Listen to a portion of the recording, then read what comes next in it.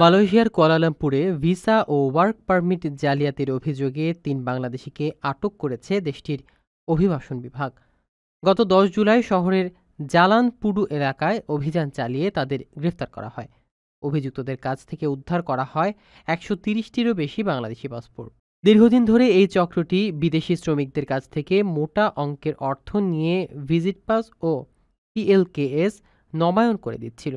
অভিবাসন বিভাগ জানায়, আটক ব্যক্তিদের মধ্যে একজন চক্রের মূল হোতা আর বাকিরা সহকারী হিসেবে কাজ করেছিলেন। তারা বৈধ ভিসার নির্মাণ খাতে কাজ করলেও পেছনে অবৈধভাবে এই কর্মকাণ্ড চালাচ্ছিলেন। জাকির নামে পরিচিত এই সিন্ডিকেট প্রতিটি পাস নবায়নে ২৫০০ থেকে ৬০০০ রিঙ্গিত আদায় করত।